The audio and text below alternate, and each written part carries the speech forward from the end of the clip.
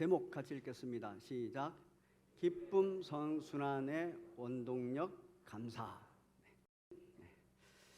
18세기 영국은 굉장한 변화와 그리고 혼동의 시대였습니다. 왜냐하면 18세기 영국에 우리가 잘 알고 있는 산업혁명이 일어났기 때문에 그렇습니다. 산업혁명의 그림자 아래서 계몽주의가 굉장히 확산이 됐어요. 이 계몽주의는 인간 이성 중심의 사고를 하는 것입니다.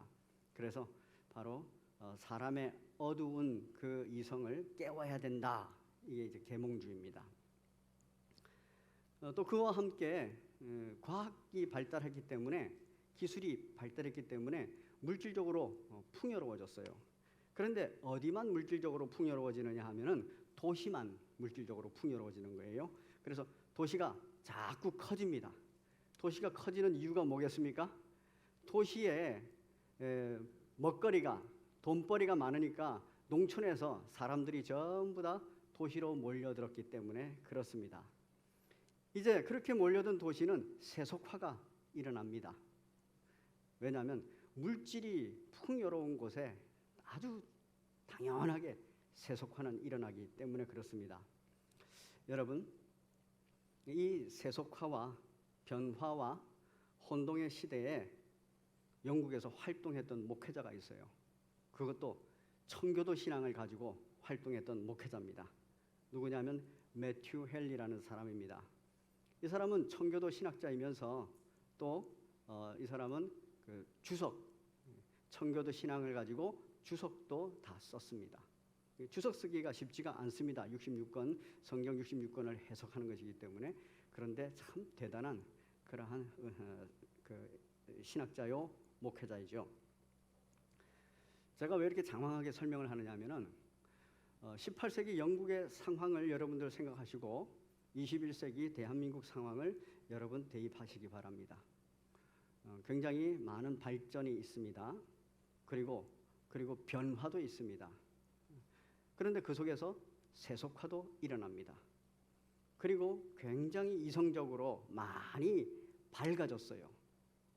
계몽이 많이 돼가지고 이성 중심의 사고와 이성 중심의 생활을 합니다. 과학도 굉장히 발전을 해서 과학 만능주의가 됐습니다. 이런 시대 때에 이제 청교도 신학자인 또 청교도 주석가인 매튜 헨리의 성경 해석은 굉장히 중요하고 시사하는 바가 크다고 생각합니다. 자, 항상 기뻐하라 이렇게 말합니다. 근데 매튜 헨리는 이 본문을 주석하면서 항상 기뻐하라라는 큰 주제로 삼았어요. 그리고 항상 기뻐하기 위해서 22절까지의 6가지 신앙생활을 제안했습니다.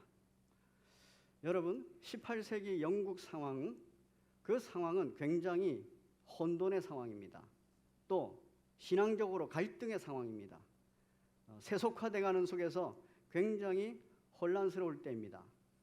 그런데 그때 뭐가 필요하다라고 매튜 헨리는 강하게 얘기하는 거냐면은 바로 항상 기뻐하는 것이 필요하다라고 강조하는 것입니다. 매튜 헨리는 이 항상 기뻐하기 위해서 6가지 길을 제시하는데 다시 한번 확인하겠습니다. 우리 같이 한번 읽을까요? 시작. 쉬지 말고 기도하라. 범사에 감사하라. 성령을 소멸하지 말며 예언을 멸시하지 말고 범사에 행하려 좋은 것을 취하고 악은 어떤 모양이라도 버리라. 여러분, 마음에 새겨두시기 바랍니다. 아하, 지금 이 시대에 내가 항상 기뻐하는 것이 굉장히 중요하구나. 이렇게 기뻐하기 위해서는 이 6가지의 신앙생활의 제안을 실천해야겠구나 하고서 결심하시기 바랍니다. 그 중에서 오늘 저는 여러분들과 함께 18절까지의 내용으로 기쁨 선순환이라는 제목으로 함께 나누고자 합니다. 자, 한번 볼까요?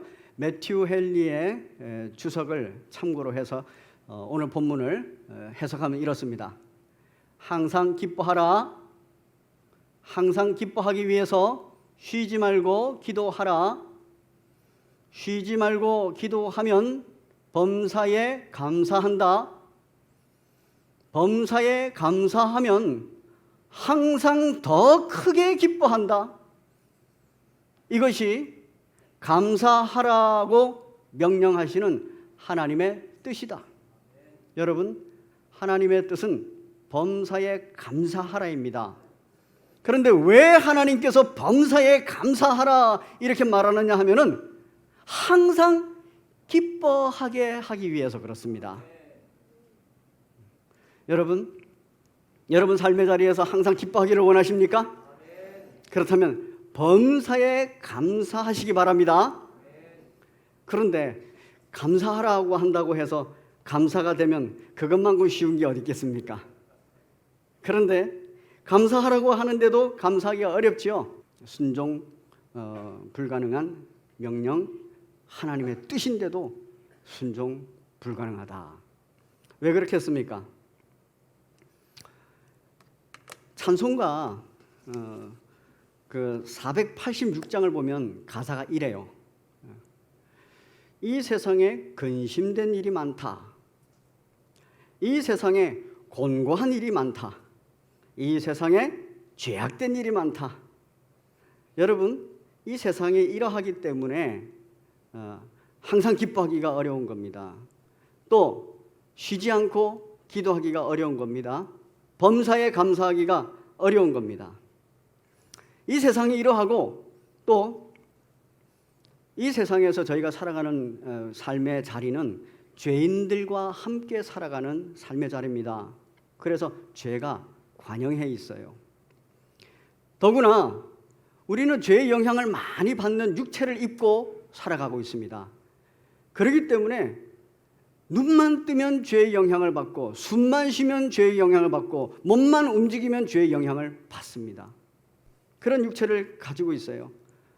그래서 참으로 보고 듣고 또 느끼고 이러는 가운데서 범사에 감사하기가 참 어렵습니다.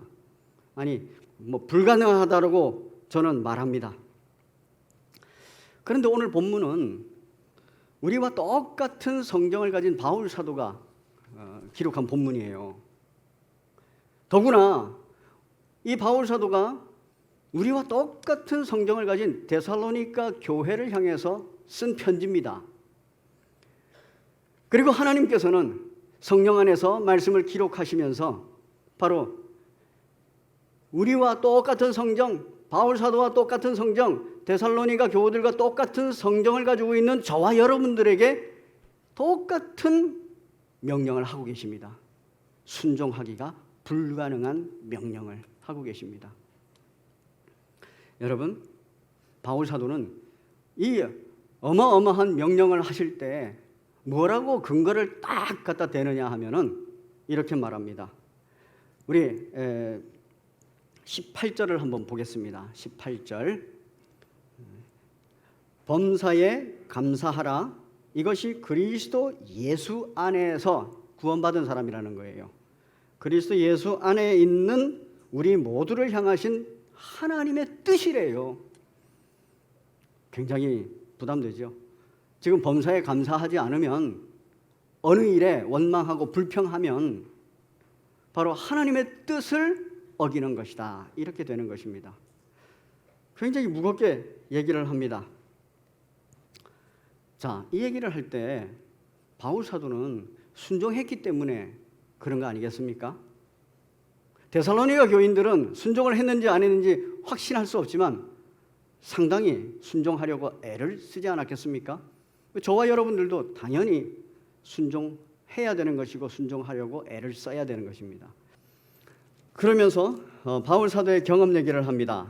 2장 2절을 보면 이런 내용이 있어요. 바울 사도가 이런 상황에 있었다 하는 거예요. 자, 바울 사도가 어떤 상황에 있었느냐? 2장 2절을 보면 너희가 아는 바와 같이 우리가 먼저 빌립보에서 고난과 능력을 당하였다 이랬어요. 빌립보에서 고난과 능력을 당했다 그럽니다. 여기서 말하는 고난이라는 것은 육체적으로 당하는 고통을 말합니다. 그리고 능욕이라는 것은 인격적으로 받는 치욕을 말합니다. 이 고난과 능욕에 관하여서 사도행전 16장에서는 이렇게 표현합니다. 23절에서 빌립보 감옥에 바울과 실라가 갇힐 때 얘기예요. 그때 얘기해서 많이 친 후에 이렇게 돼 있어요. 많이 두들겨 맞았다는 얘기예요. 육체적으로. 그리고 옥에 가두었다. 그리고 간수로 하여금 든든히 지키게 했다. 이렇게 말합니다. 고난과 능욕을 당하는 데 있어서는 또 어떠냐? 또 37절에 보면 이렇습니다. 공중 앞에서 때리고 대중 앞에서 때렸다는 거예요. 그거는 아프기도 아프지만 거기에서 참 인격적인 치욕을 당하는 거죠. 마치 예수님이 십자가에 달려서 벌거벗겨지신 것과 같은 겁니다. 얼마나 억울하고 얼마나 원망스럽습니까? 이 억울함과 원망에는 반드시 낙심이 따라옵니다. 이 낙심이 따라오는데 이 낙심하면은 아무런 의욕이 안 생겨요. 그런데 바울 사도는 여기에서 용기를 냈습니다. 왜? 감사가 됐거든요. 기쁨이 왔거든요. 어떤 감사가 일어났습니까? 오늘 본문을 보면은 데살로니가전서 2장 13절에 이렇게 말합니다. 우리가 하나님께 끊임없이 항상 이런 말이에요. 범사에 이런 말이에요. 범사에 감사함은 내가 빌립보에서 고난과 능력을 당하는 것도 감사함은 이렇게 말해요. 놀라운 일이 있었다는 겁니다. 너희가 우리에게 들은 바 복음이죠. 그 하나님의 말씀을 받을 때에 사람의 말로 받지 아니하고 지금 지금 이제 이 데살로니가 교인들도 이랬다는 거예요. 그런데 이걸 어떻게 깨달았어요? 자기가 그랬었기 때문에. 하나님의 말씀을 들을 때 무슨 일이 벌어지냐면은 사람의 말로 받지 않았던 겁니다. 하나님의 말씀으로 받았어요. 그러니까 이 말씀이 자기 속에서 역사하는 것을 보았고 경험했던 것입니다. 여러분, 이 부분은 우리가 범사에 감사하는 데 매우 중요한 부분입니다. 하나님의 말씀이 하나님의 말씀으로 들려요. 그 말씀이 믿음 안에서 역사했습니다. 그러고 나니까 용기가 나는 겁니다. 감사의 생명력이 있죠. 이 바울 사도가 이렇게 감사하고 기뻐할 수 있었던 이유가 있습니다. 여러분, 첫 번째가 내 삶의 자리에 일어나는 범사를 명료하게 해석해서 깨달았기 때문입니다. 어떤 깨달음입니까? 빌립보서는 옥중서신이죠. 그 옥중서신에 있어서 바울 사도가 고백을 했습니다. 나 감옥에 갇혔어. 그런데도 기쁘다. 왜 기쁘다고요? 내가 감옥에 갇혀서 복음 못 전할 줄 알았는데 내가 감옥에 갇히니까 나를 시기하는 사람도 복음 전하고 나를 사랑하는 사람도 복음 전하더라. 그래서 복음이 전해지고 있으니 내가 어찌 아니 기쁘겠는가? 바로 자신에게 일어나는 범사를 명료하게 해석해서 깨달았어요. 그래서 결국 하나님은 합력해서 선을 이루시는 분이시구나 하고 하나님의 섭리를 깨달은 겁니다. 이럴 때 감사할 수 있어요. 더 중요한 거 있습니다. 두 번째, 내 삶의 자리에 일어나는 범사와 비교할 수 없는 큰 감사의 일, 이게 물밀듯이 몰려 들어왔다는 거예요. 이게 저항할 수 없는 은혜로 확 들어왔다는 거예요. 그걸 보고 경험했기 때문입니다. 뭘요? 하나님이 믿음을 주셨구나. 하나님께서 구원을 일으키셨고, 하나님께서 영생을 누리게 하셨고, 하나님께서 결국 나를 지금부터 영원토록 천국잔치에 참여시키신다는 거구나. 하나님의 사역을 깨달은 거예요. 여러분, 요즘 설교가 어려운 것 같습니까? 아니면은 우리나라 초창기 한 1930년대 또 50년대, 60년대 이때 설교가 어려운 것 같습니까? 여러분 들어보셨습니까? 저는 들어봤거든요. 그 이전 설교들 굉장히 어렵습니다. 뭐 용어가 어렵다는 게 아니에요. 개념 자체가 어렵습니다. 굉장히 어려워요. 그런데 그때 그 성도들의 교육 수준은 어때요? 지금하고는 비교가 안 되죠. 그런데도 그때 한마디 하면 그 한마디가 하나님의 음성으로 들린 거예요. 주의 음성으로 들린 거예요. 그러니까 많이 배우지 못한 분들도 아멘 하고 받아들이면서 그 마음속에 하나님의 말씀이 역사를 한 겁니다. 성령 충만한 때였죠. 오늘날 어떻습니까? 설교도 비교가 안 되도록 쉬워졌습니다. 그리고 교육 수준도 비교가 안 되도록 높아졌습니다. 그런데 왜 우리들 마음속에 주의 음성을 듣지 못할까요? 성경을 읽으면 그냥 책으로 들리고 설교를 들으면 세상의 강연보다도 못하게 들리고 왜 그럴까요? 성령의 은혜입니다. 여러분, 하나님의 음성을 듣는 것은 교육 수준과 거의 상관없습니다. 성령께서 역사하는 것과 상관이 있습니다. 성령께서 특별히 역사하지 않으면 계속 저항해요. 그래서 못 받아들여요. 들리지 않습니다. 들었다가도 금방 잃어버립니다. 우리는 바울 사도가 지금 항상 기뻐하라, 그 다음에 쉬지 말고 기도하라, 이건 성령 충만을 구하지 않고는 안 된다는 겁니다. 그리고 성령 충만해야 범사에 감사가 된다는 거예요. 왜?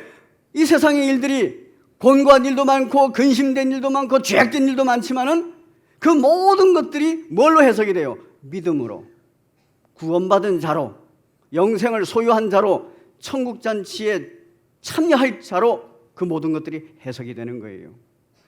바울 사도는 그렇게 해석이 됐기 때문에 기쁘고 감사한 것입니다.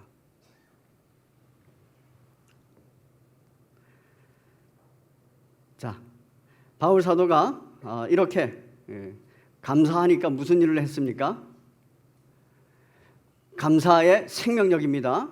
용기를 냈어요.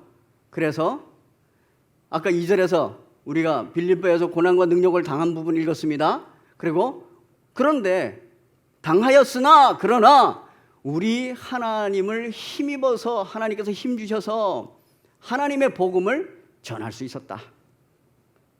여러분, 이게 기쁨입니다. 이게 기쁜 자가 하는 일이고 또 이게 기쁨을 더 크게 하는 그러한 이유 중에 하나입니다. 그 다음에 오직 하나님께 옳게 여기심을 입어 복음을 위탁을 내가 받았구나. 우리가 이와 같이 말하면 사람을 기쁘게 하려고 하지 않았다는 거예요. 바울 사도는 사람을 기쁘게 하려고 하지 않았다는 거예요. 사람이 듣기 좋은 소리를 하려고 하지 않았다는 거예요. 사람의 귀에 달콤한 얘기를 하려고 하지 않았다는 얘기예요. 그러면서 오직 우리 마음을 감찰하시는 하나님을 기쁘시게 하려 함이라, 하나님의 말씀을 전하려 했다는 거예요. 하나님께서 원하시는 말씀을 전하려 했다는 겁니다. 성경 말씀 그대로를 전하려고 했다는 것입니다. 바울 사도는 이것이 최선입니다. 그리고 성령께서 역사하셔야 되는 거예요. 성령께서 역사하시는 것은 바로 데살로니가 교인들의 마음속에 내주하시는 성령께서 역사하시는 거예요. 데살로니가 교회 공동체에 역사하시는 성령께서 역사하시는 거예요. 그의 하나님의 말씀을 듣고 마음에 새겨서 그 마음속에서 역사하는 힘이 크기 때문에 그래요.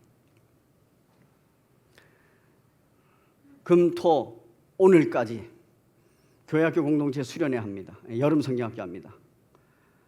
여름 성경학교 큰 주제가 비교하지 말아야예요. 그리고 첫날에 그때 내가 누군가를 발견하는 거예요. 나는 소중한 사람입니다. 그걸 발견하는 거예요.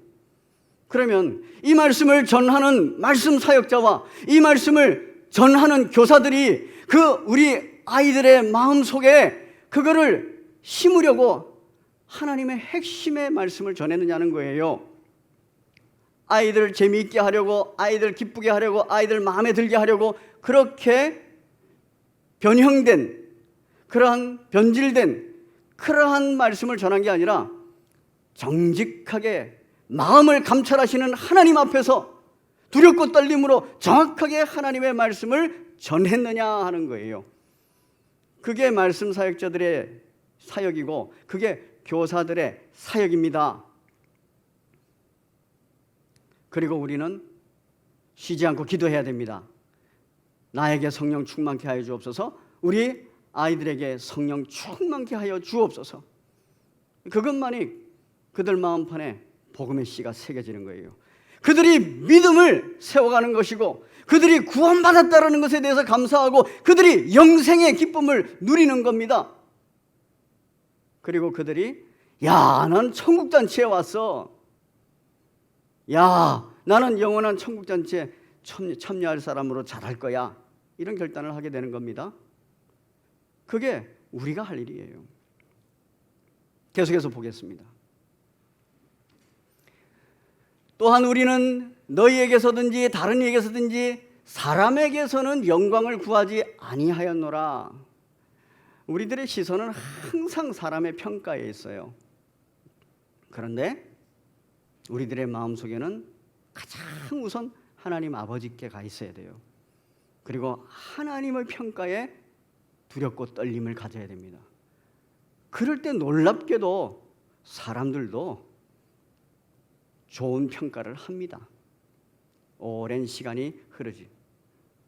그런데 순간적으로는 불평의 소리를 들을 수 있고 원망의 소리를 들을 수 있어요.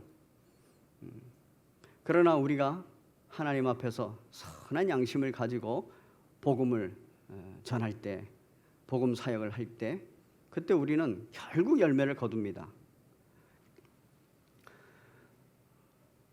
범사에 감사하는 것은 하나님의 뜻입니다. 또 감사는 기쁨의 선순환의 원동력입니다. 그런데도 우리가 감사하지 못하는 이유가 뭘까요? 첫 번째가 내 삶의 자리에 일어나는 범사를 명료하게 해석하여 깨닫지 못했기 때문입니다. 바울 사도의 경우와 반대죠. 합력해서 선을 이루시는 하나님의 섭리를 붙들어야 됩니다.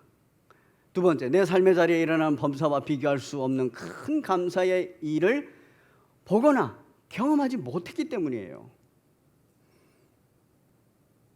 집중하셔야 돼요. 뭐를 봐야 됩니까? 믿음 주신 것을 봐야 되고 구원 일으키신 것을 봐야 되고 영생을 누리게 하신 것, 천국잔치에 참여시키는 하나님의 사역을 봐야 돼요. 경험해야 돼요. 이것이 우리가 이 땅을 승리하며 이긴 자로 살아갈 수 있는 길입니다. 이것이 주의 음성으로 들리십니까? 이것이 하나님의 음성으로 들리십니까? 그러면 성령 강림절 이후에 내주하시는 성령께서 역사하시는 겁니다. 이것이 여전히 귓밖에서 돌다가 사라집니까? 이것이 여전히 마음판에서 저항감을 가지고 일으킵니까? 그럴 때 나는 어느새 병이 든 겁니다. 영적 병이 든 겁니다. 회복과 치유가 일어나야 돼요. 그 길은 기도밖에 없습니다. 성령께서 이전처럼 강력하게 역사하지 않고 있습니다. 능력이 없어서 역사하지 않는 거 아니죠. 뭔가 우리들에게 요구하고 계신 거예요. 우리 삶의 자리가 예수 그리스도를 믿는다고 하면서도 항상 기뻐하지 않고 있어요. 상황이나 환경에 계속 눌리고 거기에 계속 집니다. 왜 그럴까요? 성령의 강력한 역사가 우리의 삶의 자리에서 일어나지 않기 때문에 그래요. 내 속에서 일어나지 않기 때문에 그래요. 여러분, 매튜 헨리가 18세기 영국의 교회들을 향해서, 세속화되어 있는 그 교회들을 향해서 청교도의 심정으로, 청교도의 논법으로 굉장히 어렵고 강한 설교를 했습니다.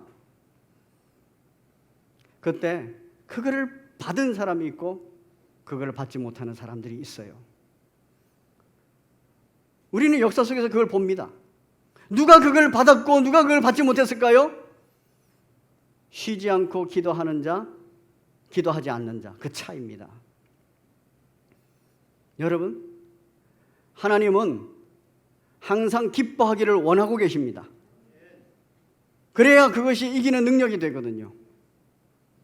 그래서 하나님은 우리들에게 범사에 감사하라고 말합니다.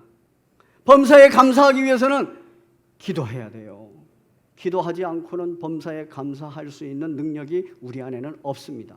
성령의 능력이 아니고서는 범사에 감사할 능력이 없습니다. 성령의 조명하심이 아니고는 내 삶의 자리를 조명할 수가 없어요. 하나님의 말씀을 조명할 수 없어요. 하나님의 말씀을 하나님의 말씀으로 들리지가 않습니다. 내 속에서 역사하지 않습니다.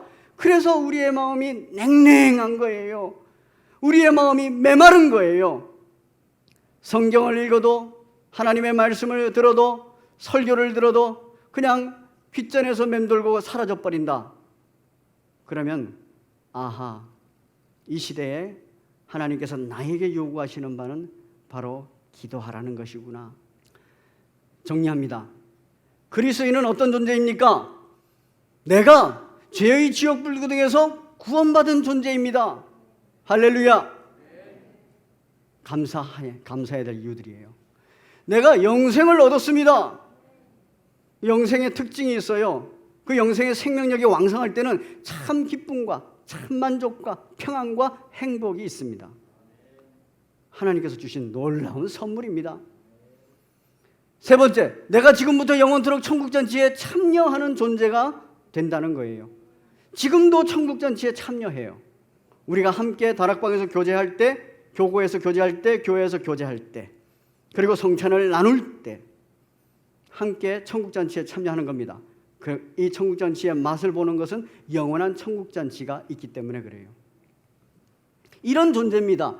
얼마나 감사합니까? 이 세 가지 사실이 내 마음속에 내 힘으로 되는 게 아니에요. 물 밀듯이 밀려 들어올 때 은혜라고 합니다. 어떤 상황과 환경에서도 영원히 범사에 감사할 수 있습니다.